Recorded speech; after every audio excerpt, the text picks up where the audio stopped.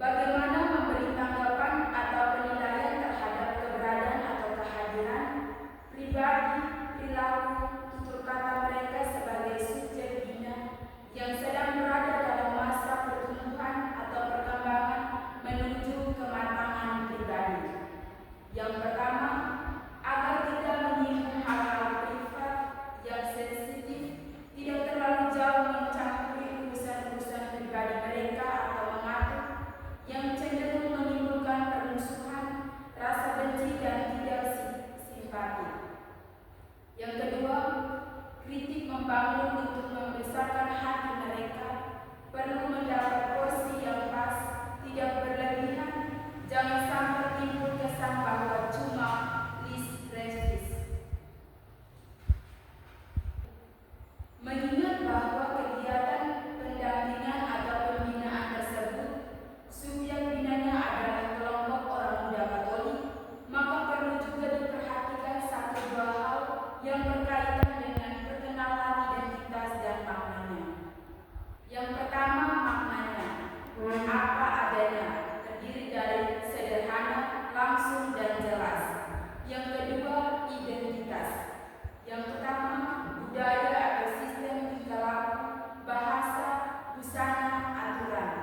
Yang kedua, kekerabatan atau posisi, peran dan fungsi. Yang ketiga, pendidikan atau tingkat pendidikan spesialisasi. 3. Elemen.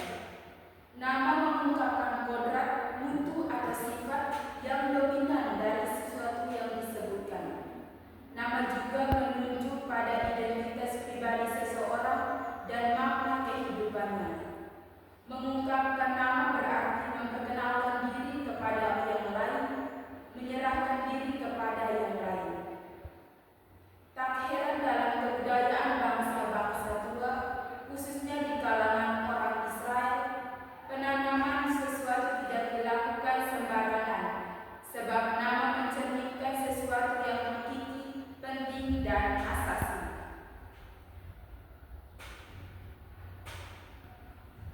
A. Pengertian katekese. Asal kata kateketi berasal dari kata Yunani katekei, bentukan dari kata ka yang berarti pergi atau meluas, dan dari kata ekho yang berarti menggemakan atau menyuarakan.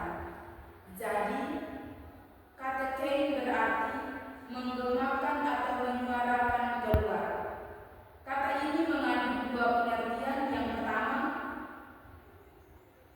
katekei berarti pewartaan yang sedang disampaikan atau diwartakan. Yang kedua, katekei berarti ajaran dari para pemimpin. 1. Konsep gereja atau kelembagaan atau institusi. A. Konsep katekese gereja purba atau zaman para rasul. Katekese adalah penyampaian ajaran Yesus bagi calon-calon permandian. Inti katekese para rasul tentang wafat dan kebangkitan Kristus itulah yang menjadi pokok iman. Iman akan wafat dan kebangkitan Kristus itulah yang menjadi kunci keselamatan orang Kristen atau para pengikut Kristus. B. Bapak-bapak gereja atau patrisi.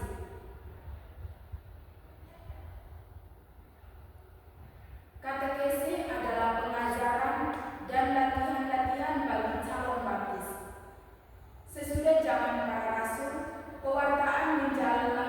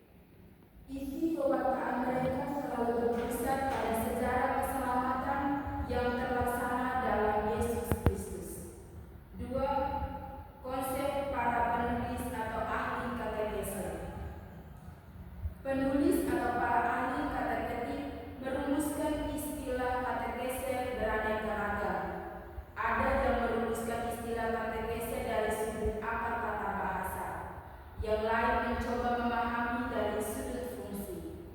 Yang pertama, Adolf Eucken SD dalam bukunya Ensiklopedia Gereja mendefinisikan katekese berasal dari bahasa Yunani, artinya mengajar secara lisan atau memberitahukan. Menurut Pater Adolf, katekese itu pengajaran atau pembinaan dasar hidup Kristiani, yakni iman dan perilaku Kristiani yang diberikan oleh orang tua, guru agama atau katekis. Hal yang sama diungkapkan oleh A.P. Budiono HD. Katekese berarti ingin menolong supaya dapat belajar hidup dari iman. B. Hippolytus mengartikan katekese sebagai pelajaran agama bagi katekumen atau calon permandian. Dari pemahaman masing-masing pihak, baik gereja maupun katekese dapat dirumuskan. Katekese ialah pewartaan imam, pembinaan imam yang ditujukan kepada manusia atau gereja yang hidup dalam situasi konflik dengan isi warta menyangkut Allah, Yesus Kristus, Roh Kudus dan gereja, agar orang yang mendengar dapat bertobat bersatu kembali dengan Kristus di dalam gereja.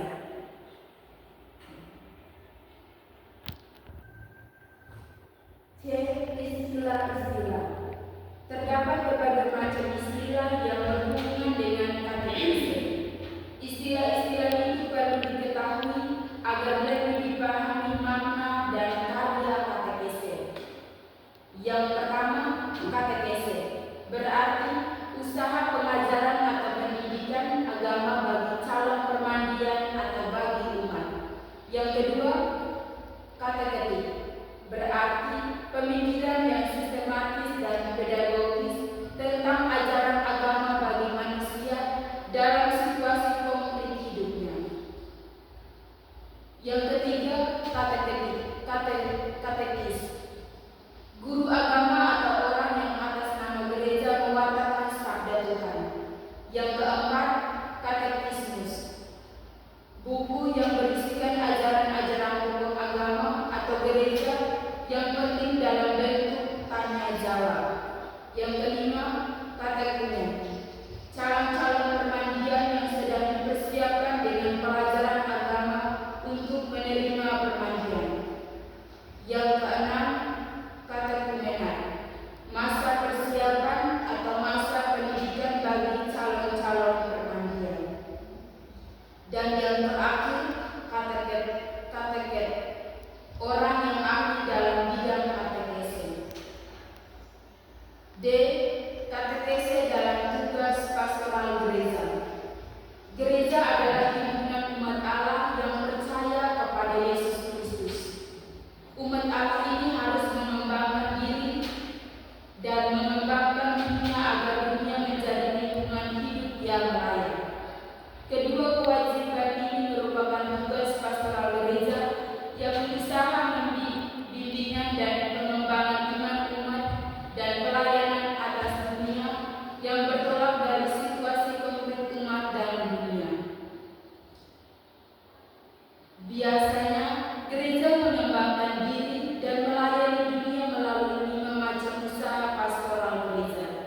Kelima macam usaha itu ialah pewartaan atau katekese, ibadat atau liturgi, bimbingan khusus atau poimeni, perwujudan iman dalam masyarakat atau diakonia, dan pembentukan jemaat atau koinonia. Yang pertama, pewartaan atau katekese. Katekese sebagai komunikasi iman adalah usaha untuk saling menukar pengalaman iman, meneguhkan, mengembangkan, mengarahkan serta menggairahkan kembali imannya. Dengan itu, umat semakin lebih menghayati imannya.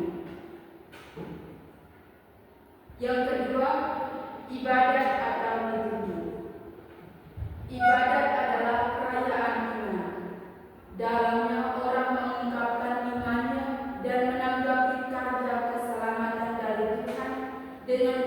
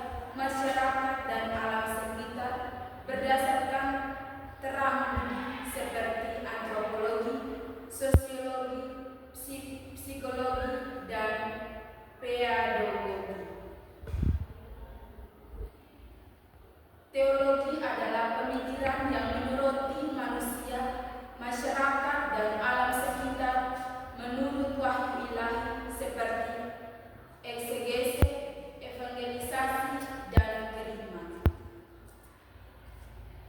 Ilmu-ilmu itu mempunyai hubungan dengan katekese. Yang dimaksud dengan hubungan di sini ialah sejauh mana sumbangan dari ilmu-ilmu itu dapat diberikan bagi katekese sehingga katekese dapat berdaya guna. Yang pertama, antropologi. Ilmu pengetahuan yang mempelajari tentang manusia dan kebudayaan seperti tentang asal manusia, perbedaan ras, adat istiadat, cara hidup masing-masing suku, bahasa, kesenian, dan lain-lain. Ilmu ini menyumbangkan katekese dengan memberikan pengetahuan dasar tentang manusia dan kebudayaan yang merupakan medan dari katekese. Yang kedua, sosiologi. Ilmu pengetahuan yang mempelajari tingkah laku manusia yang saling berhubungan dan saling mempengaruhi satu sama lain sebagai kelompok dalam suatu masyarakat. Ilmu ini membantu katekese dalam mengatur kelompok-kelompok katekese, suasana persaudaraan, dan rasa keterikatan dalam kelompok katekese. F. Bentuk katekese. Ditinjau dari segi pengajiannya, katekese dapat dibedakan dalam 3 bentuk. Yang pertama, bentuk praktis. Bentuk ini mengarahkan peserta katekese untuk bergiat dan rajin mempraktekkan kehidupan agamanya, rajin beribadah, rajin berdoa, rajin berdevosi, bergairah menghadiri perayaan Ekaristi dan perayaan lain, mengenal baik masa-masa liturgis dengan segala sarana dan peralatannya. Sumber utamanya adalah liturgi gereja. Yang kedua, bentuk sistematis. Bentuk ini mengajukan kepada umat ajaran teologis dan dogmatis yang tersusun secara sistematis, singkat, dan padat. Sumbernya adalah buku katekismus.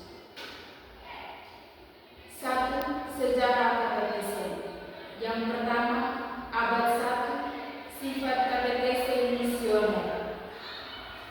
Pada masa gereja purba, katekese ditunjukkan kepada orang dewasa karena pada masa itu gereja lebih menekankan penyebaran iman atau kegiatan misioner. Pewartaan disesuaikan dengan situasi pendengar. Orang Yahudi, kafir, keluarga, pendengar kepada orang Yahudi, para misionaris meyakinkan mereka bahwa Yesus adalah Mesias yang dijanjikan. Bagi orang kafir, disampaikan ajaran tentang Allah yang esa untuk melawan politeisme. Untuk itu dibutuhkan waktu, persiapan yang lama agar dapat menanamkan iman dan moral Kristiani. Katekese dibagi dalam 2 tahap, yaitu kerigma dan didakil. A. Kerigma. Kerigma adalah pemakluman tentang karya keselamatan Allah yang terlaksana dalam diri Yesus Kristus dan dilanjutkan oleh gereja dengan bimbingan Roh Kudus. Syarat yang pertama, percaya pada Yesus Kristus sebagai Mesias. Yang kedua, tinggalkan politeisme untuk masuk dalam kehidupan Kristiani. B. Didakil.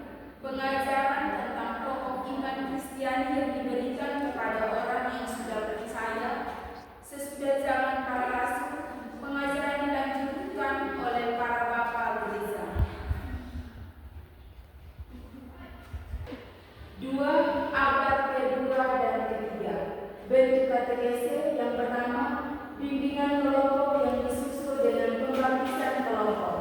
Yang kedua, mulai didirikan sekolah-sekolah kateketik untuk membina para katekis.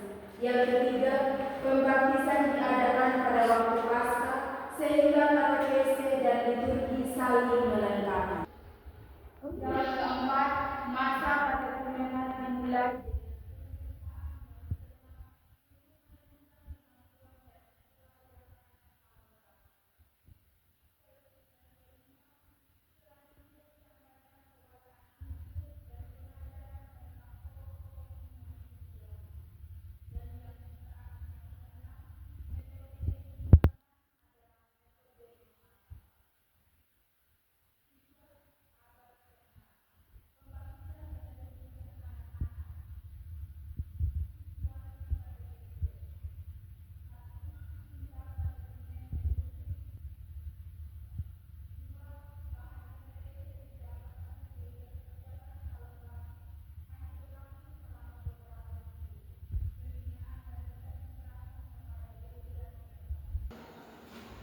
Yang ketiga, orang tua dan wali baptis mewakili anak-anak untuk menjawab pertanyaan-pertanyaan dalam upacara pembaptisan.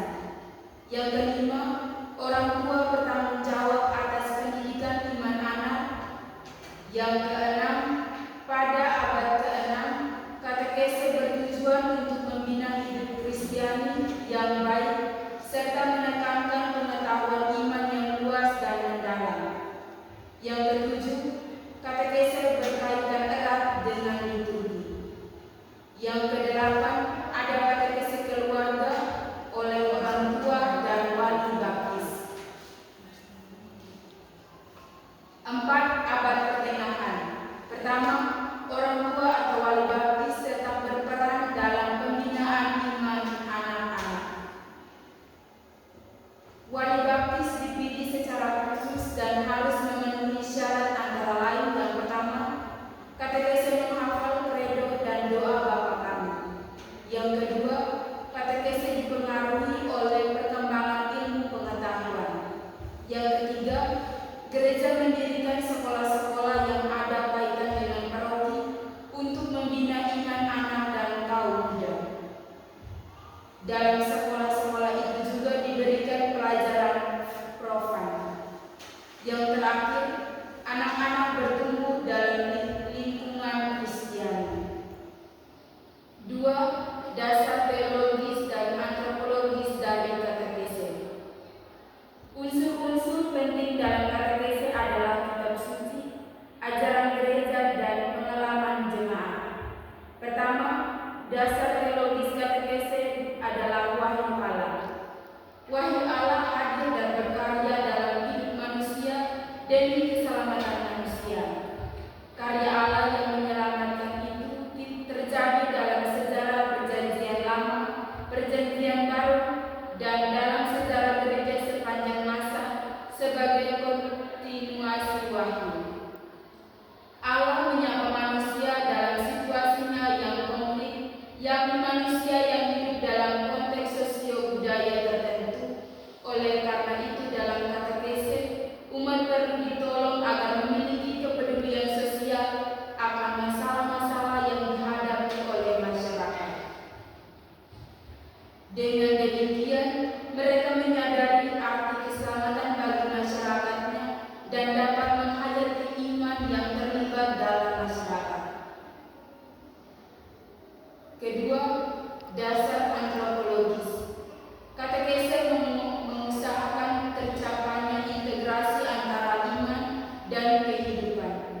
Untuk itu, katekese mempergunakan pendekatan antropologis di mana pewartaan Kristiani dilaksanakan dengan bertitik tolak dari pengalaman hidup manusia yang juga menjadi isi katekese. Katekese mengikuti proses pedagogi Allah yang mewahyukan diri dan mendidik umat Allah melalui pengalaman hidup sehari-hari.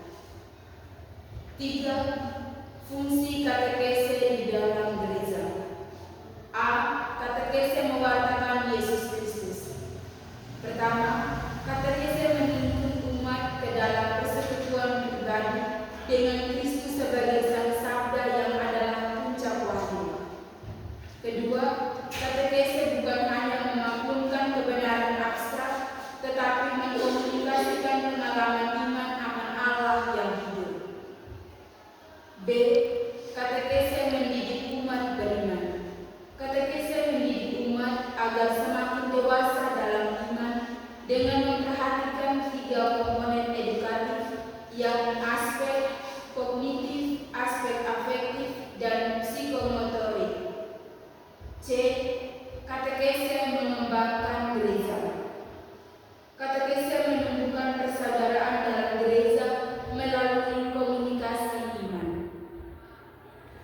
Yang keempat, ruang lingkup katekese. Pertama, katekese sekolah. Isi dan metode katekese disesuaikan dengan peserta katekese di sekolah. Yang kedua, katekese di luar sekolah atau katekese umat, yakni komunikasi iman atau tukar-menukar pengalaman iman antara anggota kelompok umat berdasarkan kitab suci dan ajaran gereja agar mereka saling menemukan dan saling memperkaya dalam iman. Yang kelima, pendekatan dan metode katekese. A. Pendekatan. Pendekatan adalah pola dasar penyampaian pewartaan Kristiani. 1. Pendekatan Buddhis. Langkah-langkah memilih dan mendalami teks kitab suci, pengalaman hidup manusia, dan saran tekad untuk hidup baru. Kedua, pendekatan peristiwa. Pengalaman tentang peristiwa tertentu, mendalami kitab suci dan ajaran gereja, dan penerapan dalam hidup berdasarkan sikap dan pandangan baru. Tiga, pendekatan alam. Pengalaman tentang situasi alam, ada yang menarik dan ada yang tidak menarik, kitab suci dan ajaran gereja, dan penerapan dalam hidup. B. Metode-metode yang dikembangkan dalam katekese. 1. Metode penjelasan teks, metode katekismus, pertanyaan, jawaban yang dihafal, penjelasan. 2. Metode penjelasan pokok pikiran. Mengutarakan pokok-pokok pikiran yang berkaitan dengan kitab suci dan ajaran gereja, misalnya tentang Roh Kudus. Yang keenam, sarana dan makna kegiatan dalam katekese. 1. Sarana. 1. Tujuan sarana dalam katekese: mengkonkretkan bahan katekese, menggiatkan daya pikir peserta sehingga mereka lebih aktif. Yang kedua, manfaat sarana. Dasar atau alasan penggunaan sarana didasarkan pada beberapa alasan. Yang pertama, segi psikologis, menarik minat peserta sehingga mereka lebih tertarik dan lebih terlibat dalam katekese. Yang kedua, segi pendidikan, melancarkan proses katekese sehingga peserta lebih memahami dan menghayati isi pewartaan atau iman. Yang ketiga, dari segi komunikasi iman, membantu peserta untuk bertukar pengalaman iman dalam katekese, menghadirkan tokoh-tokoh yang hendak diwartakan dan mengungkapkan kebenaran iman. 2. Makna kegiatan dalam katekese. Keaktifan atau tugas yang dilaksanakan peserta dalam pertemuan katekese. Yang pertama, syarat-syarat memilih kegiatan.